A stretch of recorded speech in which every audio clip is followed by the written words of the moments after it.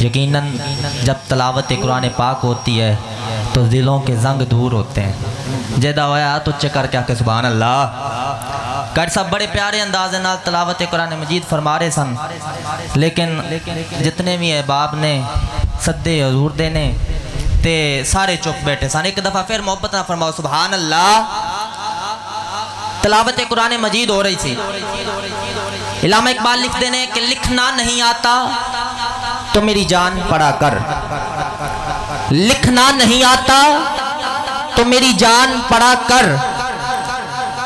قبلہ شاہ صاحب اسٹیج پر موجود ہیں، میں ان کے قدموں پہ ہاتھ رکھتے ہوئے یہ بات کر رہا ہوں کہ کوئی بندہ مر جائے، بندہ انہوں جا کے پوچھے نا کہ کی ہویا سی، کہنے کہ ٹینشن سی، پریشانی سی، دل تے لئی مر گیا، میں آج ٹینشن دور کرن دا ایک نقصہ دے رہے ہیں۔ علامہ اقبال دی زبانی لکھنا نہیں آتا تو میری جان پڑھا کر، لکھنا نہیں آتا تو میری جان پڑھا کر، ہو جائے گی مشکلیں آسان قرآن پڑھا کر، ہو جائے گی مشکلیں آسان قرآن پڑھا کر۔ اگر پڑھنے کو تجھے کچھ نہ ملے تو چہروں پہ لکھے درد کے عنوان پڑھا کر، اور آ جائے گا 15 سال بندہ یونیورسٹی چلا دیندہ، بندے نو جینے دا سلیقہ نہیں آندہ۔ میں علامہ اقبال نے پوچھیا جیون دا سلیقہ کیویں آئے گا؟ علامہ اقبال دی زبانی کہ آ جائے گا اقبال تجھے جینے کا سلیقہ، تو سرور دو عالم کے فرمان پڑھا کر، تو سرور دو عالم کے فرمان پڑھا کر۔ اور کیا قرآن، کیا قرآن، وہ قرآن جس میں میرے آقا کے ہاتھوں کا ذکر ہے، وہ قرآن جس میں میرے آقا کے چہرے کا ذکر ہے، وہ قرآن جس میں میرے آقا کی زلفوں کا ذکر ہے، وہ قرآن جس میں میرے آقا کے سینے کا ذکر ہے۔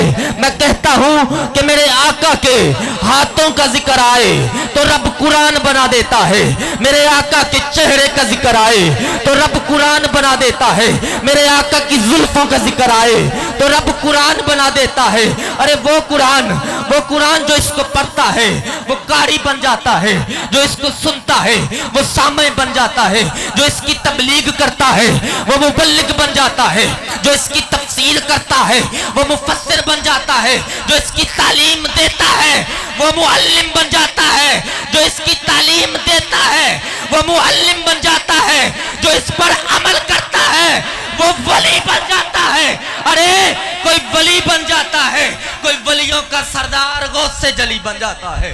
بابا سے بلند کو سبحان اللہ۔ کوئی ولی بن جاتا ہے، کوئی ولیوں کا سردار غوث سے جلی بن جاتا ہے۔ اور شاعر نے ساری بات کی ترجمانی یوں کی ہے کہ یہ قرآن مجھے تیرا رنگ بیان لگتا ہے، یہ قرآن مجھے تیرا رنگ بیان لگتا ہے، ہر قاری کو یہ تیری زبان لگتا ہے۔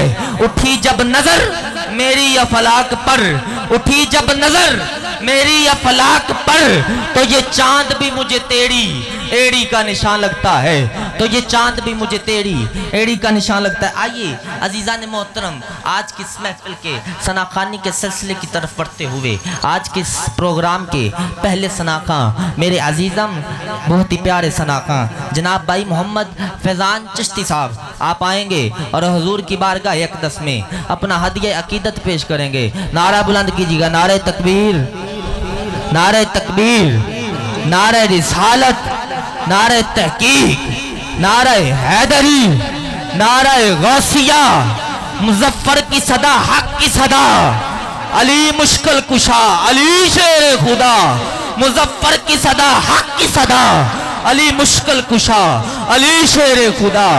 جناب میرے عزیزم محمد فیضان چشتی صاحب آپ آئیں گے اور حضور کی بارگاہ میں اپنا ہدیہ عقیدت پیش کریں گے۔